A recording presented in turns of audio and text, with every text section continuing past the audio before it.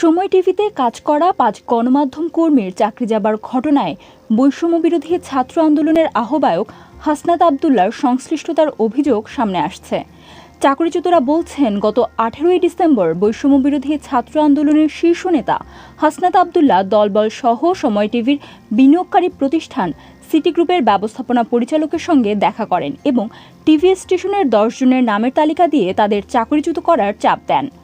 পরে সেই তালিকার ৫ জনকে ডেকে পদত্যাগ করতে বলার পর তারা তাতে অস্বীকৃতি জানালে একই দিন হোয়াটসঅ্যাপে তাদের অব্যাহতিপত্র পাঠানো হয়। প্রায় ১৫ জনের একটি দলসহ হাসনাত আবদুল্লা সিটি গ্রুপের হেড অফিসে গিয়ে কয়েকজনকে চাকরি থেকে বাদ দেওয়ার জন্য চাপ দেওয়ার কথা বিবিসি বাংলাকে নিশ্চিত করেছেন প্রতিষ্ঠানটির ব্যবস্থাপনা পরিচালক মোহাম্মদ হাসান। তবে সিটি গ্রুপে যাওয়ার কথা স্বীকার করলেও সেখানে গিয়ে ভয় দেখানো বা তালিকা দেওয়ার অভিযোগ অস্বীকার করেছেন বৈষম্যবিরোধী ছাত্র আন্দোলনের আহ্বায়ক হাসনাত আবদুল্লা।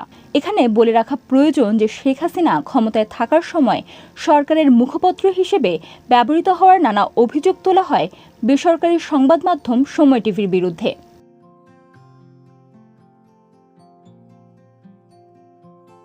সময় টিভি থেকে চাকরিচ্যুত হয়েছেন চ্যানেলটির chief input editor Omar Faruk. BBC বাংলাকে তিনি বলেন, গত 18 তারিখের দিকে আমরা অফিসের আমার যারা বস সিটি গ্রুপের হেড অফিসে সমন্বয়ক হাসনাত আবদুল্লাহ এবং তার কয়েকজন সহকর্মী ওনারা সেখানে গিয়েছিলেন এবং ব্যবস্থাপনা যে কর্তৃপক্ষ যারা আছেন ওনাদেরকে সময় টিভির ১০ জনের নামে একটা লিস্ট দিয়েছেন এবং তাদেরকে অব্যাহতি দেওয়ার জন্য চাপ দিয়েছেন আর কি। এবং সেটা না হলে সময় টিভি এবং সিটি গ্রুপ তাদের ক্ষতি হবে এরকম হুমকিও দিয়েছেন। এ নিয়ে আরেক চাকরিচ্যুত সাংবাদিক মোহাম্মদ আরিফুল সাজ্জাদ বলেন, সিটি গ্রুপের যিনি চেয়ারম্যান এবং সময় টিভির যিনি ডিরেক্টর মোহাম্মদ হাসান, উনি এখানে আমাদের এডিটোরিয়াল অ্যাডভাইজার এবং সময় মিডিয়া লিমিটেড চেয়ারম্যান মশিদুল ইসলাম জানান যে হাসান তার নেতৃত্বে একদল ছেলে ওখানে যায় এবং তাকে শাসায় আসে এবং তার সঙ্গে প্রচন্ড মিসবিহেভ করার পরে একটা তালিকা ধরায় দেয় যে এরা ফেসিস্টের দোষর, এদেরকে এখান থেকে চলে যেতে হবে। চাকরি থেকে ছাঁটাই হওয়া অন্য ৩ জন হলেন প্রতিষ্ঠানটির ডিজিটাল হেড কামাল শাহরিয়ার, সহযোগী বিশেষ প্রতিবেদক দেবাশিস রায় ও সিনিয়র রিপোর্টার বুলবুল রেজা।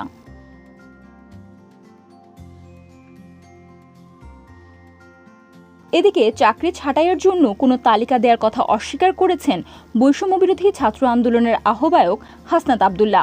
সাংবাদিকদেরই একটি অংশ এটি করার জন্য সাজেস্ট করেছে বলে দাবি করেন মিস্টার আবদুল্লা। বিবিসি বাংলাকে তিনি বলেন, আপনাদের জার্নালিস্টদেরই একটা অংশ সাজেস্ট করেছে। আমরা যখন এই প্রবলেমগুলো আমরা ফেস করছি, আপনাদের মধ্য থেকে প্রবলেমগুলো বারবার উঠানো হচ্ছে, জার্নালিস্টদেরই একটা বৃহৎ অংশ যারা ফ্যাক্ট বেস জার্নালিজমের মধ্যে ছিল, প্রপাগান্ডা বেস জার্নালিজমের মধ্যে ছিল না, ওই জার্নালিস্টরাই পরামর্শ দিয়েছে যে ওনার সাথে কথা বলতে পারেন। কেবল আলোচনার জন্যই সেখানে গিয়েছিলেন বলেও জানান তিনি। কিন্তু সময় টিভিতে প্রতিবাদ না পাঠিয়ে কিংবা প্রেস কাউন্সিলের মতো যথাযথ প্রক্রিয়ায় না গিয়ে সরাসরি অফিসে কেন গেলেন তারা? সেবা পরবর্তীতে জেনেছি কি কাউন্সিল আছে সেটা কিন্তু একদম প্রথম দিন থেকে এই ইস্যুর প্রথম দিন থেকেই জার্নালিস্টরাই বলেছেন ওনার সাথে কথা বলতে। তালিকা দেওয়ার বিষয়ে প্রশ্ন করলে তিনি বলেন, আমি তো কোনো ব্যক্তি বিরুদ্ধে অভিযোগ দেই নাই, বরং দীর্ঘ সময় ধরে করা প্রমাণহীন নানা রিপোর্টের বিষয় তুলে ধরে প্রতিষ্ঠানটির প্রতি জনসাধারণের যে অনাস্থা তৈরি হয়েছে তার নিরসনে প্রয়োজনীয় ব্যবস্থা নেওয়ার কথা জানিয়েছেন বলেও দাবি করেন তিনি। তবে বিবিসি বাংলাকে অনেকটা ভিন্ন কথাই বলছেন সিটি গ্রুপের এমডি মোহাম্মদ হাসান। তিনি জানান, ১৭ বা ১৮ই ডিসেম্বর বিকেলের দিকে সমন্বয়ক পরিচয়ে কয়েকজন তার সঙ্গে দেখা করতে চান। একটি মিটিংয়ে থাকায় অপেক্ষা করতে বললেও তারা তাদের আর্জেন্সির কথা জানান। দেখা করার পর তারা মৌখিকভাবে কয়েকজনের নাম উল্লেখ করে জানান যে তারা ৫ই অগস্টের আগে যেমন রিপোর্টিং করছিলেন এখনও তেমনটাই করছেন। মোহাম্মদ হাসান জানান, এই সাংবাদিকদের চ্যানেলটিতে রাখা যাবে না বলে তার উপর চাপ তৈরি করা হয়। তবে সমন্বয়করা সময় টিভির শেয়ার চেয়েছেন বলে বিভিন্ন জায়গায় যে অভিযোগগুলো এসেছে তা সত্য নয় বলেও জানান তিনি। এদিকে চাকরিচ্যুত সাংবাদিকদের অভিযোগটি সত্য বলে জানিয়েছেন মিডিয়া লিমিটেডের চেয়ারম্যান মোর্শেদুল ইসলাম। সিটি গ্রুপের তারা ভয়টা দেখিয়েছে এবং ওখান থেকে আমাদেরকে একটু চাপ দেওয়া হয়েছে যে ব্যবস্থা নেওয়ার জন্য। এই কারণে আমরা প্রস্তুতি নিতে বাধ্য হয়েছি। আমাদের স্বেচ্ছা কিন্তু আমরা এটা করি নাই আর কি। তবে আপনাকে এটাই আমি বলতে চাই যে আমরা চেষ্টা করছি, কারণ এখন নানা দিক থেকে নানা রকম প্রতিবাদ আসছে। আমরা চেষ্টা করছি যে ওদেরকে আবারও আমরা হয়তো নিতে পারবো এবং সেই চেষ্টা আমরা করে যাচ্ছি।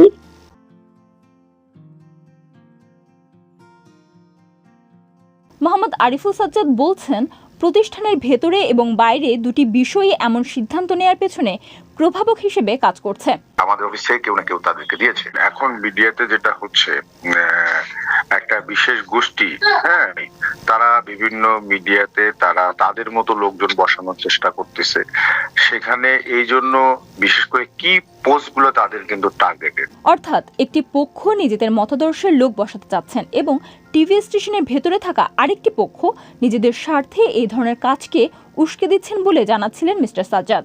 ছাঁটাইয়ের খবর আসার পর বৈষম্য বিরোধী আন্দোলনের অন্যদের সঙ্গে যোগাযোগের চেষ্টা করেছেন বলেও জানান মিস্টার সাজ্জাদ। তারা এটাকে হাসনাদের ব্যক্তিগত কাজ হিসেবে জানিয়েছেন বলেও দাবি করেন তিনি। এ বিষয়ে অন্তর্বর্তী সরকারের প্রেস উইংয়ের সঙ্গেও যোগাযোগ করা হয়েছিল বলেও জানান সময় টেলিভিশনের চাকরিচ্যুত chief input editor Omar Faruk.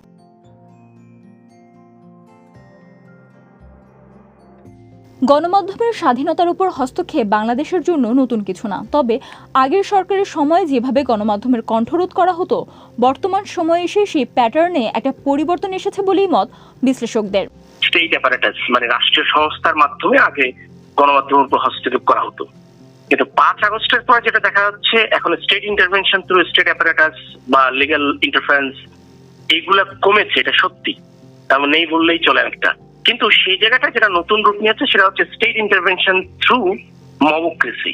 যদিও সরকারের মানে প্রধান উপদেষ্টার প্রেস সেক্রেটারি বলছেন যে বৈষম্য বিরোধী ছাত্ররা কি করছে এটা দায় তাদের না, কিন্তু আমার প্রশ্ন হচ্ছে যে এইটা আসলে প্রধান উপদেষ্টা দায়িত্ব নেওয়ার পরে বলেছেন ওনাকে এনেছেন ছাত্ররা, তাহলে সেই ছাত্র কারা? এছাড়াও জাতীয় ঐক্যের মিটিংয়ে ডাক পাওয়া একমাত্র ছাত্র সংগঠন ছিল বৈষম্য বিরোধী ছাত্র আন্দোলন। ফলে সরকারের সঙ্গে তাদের ঘনিষ্ঠতা মানুষের কাছে পরিষ্কার বলে মনে করেন এই বিশ্লেষক। সো এই মবক্রেসিটা শুধু মানে এই সময় টিভির মাধ্যমে হয়তো বা অনেক বেশি মানুষের সামনে এসছে, কিন্তু 5 আগস্টের পর থেকে গণমাধ্যম দখল, গণমাধ্যমকে হুমকি দেওয়া, টেলিফোনে হুমকি দেওয়া, এগুলো একেবারে এখন ওপেন সিক্রেট হয়ে পড়েছে। তার মতে আগের সরকারের সময় যেভাবে ছায়া সংগঠনের মাধ্যমে গণমাধ্যমকে চাপের মধ্যে রাখত, একইভাবে এখনও নানা ধরনের সংগঠন গজাচ্ছে এবং তাদের পক্ষে না গেলে বিপক্ষে সংবাদ প্রচার করলে মিডিয়ার উপর হস্তক্ষেপ করছে। সময় টিভির এই ঘটনাকে তারই একটি বহিঃপ্রকাশ বলে মনে করেন ডক্টর চৌধুরী। গণমাধ্যমের প্রতিবেদন নিয়ে কারো কোনো অভিযোগ থাকলে প্রেস কাউন্সিল কিংবা সরকারের বিভিন্ন বিভাগের কাছে যেতে পারে অথবা মানহানির মামলা করতে পারে। অধ্যাপক ডক্টর মোহাম্মদ ইউনুস দায়িত্ব নেয়ার পর সংবাদ মাধ্যম আরও বেশি স্বাধীনতা ভোগ করবে এমন মনে করা হলেও প্রেস ফ্রিডম বেড়েছে কিনা সে প্রশ্ন দেখা দিয়েছে বলেও মন্তব্য করছেন এই বিশ্লেষক। সময় টিভির ঘটনায় সিটি গ্রুপের বদলে সরকারের ওপর দোষ চাপানোর চেষ্টা চলছে বলে মন্তব্য করেছেন প্রধান উপদেষ্টার প্রেস সচিব শফিকুল আলম। শুক্রবার নিজের ভেরিফাইড ফেসবুক পাতায় দেওয়া একটি পোস্টে তিনি বলেন, বৈষম্য বিরোধী ছাত্র আন্দোলনের সঙ্গে জড়িত কারও কোনো কাজের দায় সরকারের না। শিক্ষার্থীদের নেতৃত্বে একটা অভ্যুত্থানের ফলশ্রুতিতে আমাদের ক্ষমতায় বসানো হয়েছে, কিন্তু তার মানে কি আমরা তাদের আদেশ পালন করি? যোগ করেন প্রধান উপদেষ্টার প্রেস সচিব। মিস্টার আলম বলেন, সাংবাদিকদের ছাঁটাইয়ের দায় একমাত্র সিটি গ্রুপেরই। তিনি লিখেন, আমরা বারবার বলে আসছি কোনো সংবাদ মাধ্যমে আমরা হস্তক্ষেপ করি না।